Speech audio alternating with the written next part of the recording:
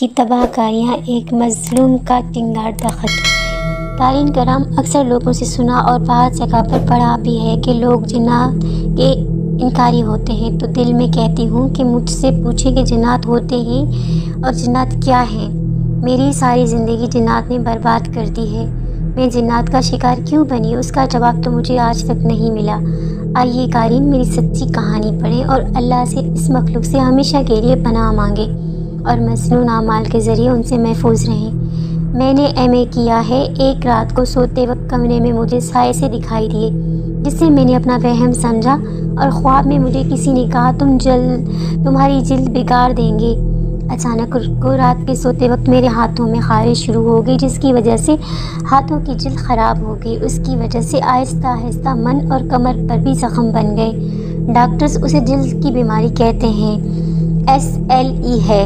16 سال ہو گئے ہیں میں اس بیماری میں مبتلا ہوں اور دوائیں کھا رہی ہوں، لیکن کچھ بھی اثر نہیں کر رہا۔ اکثر رات کو مجھے ڈراؤنے خواب آتے ہیں کہ میرے پیچھے ایک غیر مسلم جن لگا ہے، جس سے میں اس کے نبی کا واسطہ دیتی ہوں تو وہ بھاگ جاتا ہے۔ جیسے جیسے وقت گزرتا گیا اس کی بیماری شدت اختیار کر گئی۔ جب ڈاکٹرز کو دکھایا تو انہوں نے کہا یہ بیماری وقت کے ساتھ ٹھیک ہو جائے گی، لیکن ہر قسم کی ادویات کھانے کے باوجود مجھے آرام نہ آیا۔ اس وقت گزرنے کے ساتھ محسوس ہوا کہ رات کو اکثر میرے ساتھ شرارتیں ہوئیں۔ مجھے جنات، بڑے بڑے جسم والے مرد اور خواتین نظر آنا شروع ہو گئے۔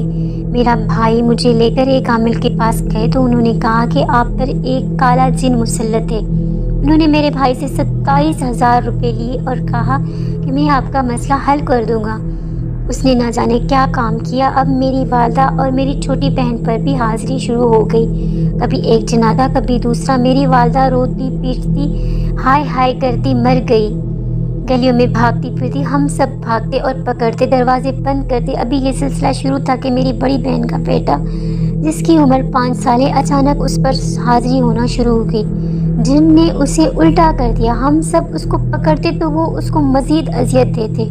وہ دن اور آج کا دن اس بچے پر کبھی ایک جن کی حاضری ہوتی اور کبھی دوسرے کی۔ وہ ہم سے بات کرتے اور کہتے کہ میں فلانا ہوں، مجھے اس وقت راولپنڈی عامل کے پاس لے چلو ورنہ ہم اس بچے کو ختم کر دیں گے۔ ہم گھبرا جاتے اور گاڑی 5,000 روپے رینٹ پر کرواتے اور اسے لے کر جاتے۔ وہاں جنات ہماری شکایت کرتے کہ یہ ہمیں کھانے کی چیزیں نہیں دیتے، ہمیں مارتے ہیں۔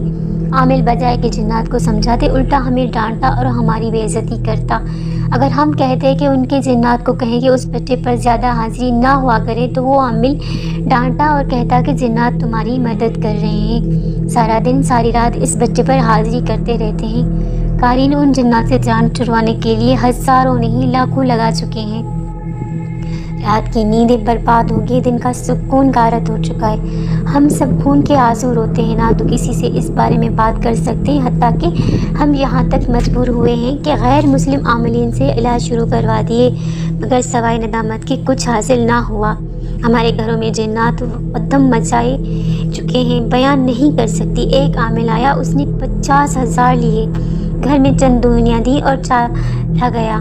فرق 1% بھی نہ پڑا۔ کیا کیا لکھوں، بربادی کی اتنی لمبی کہانی ہے کہ قلم کی سیاہی ختم ہو جائے، مگر پھر ہمیں کسی مخلص نے عبقری اور تسبیح خانہ کا بتایا۔ الحمدللہ شیخ الوظائف کے بتائے عمل کرنا شروع کیے تو جیسے گپ اندھیرے میں منزل نظر آنا شروع ہو گئی۔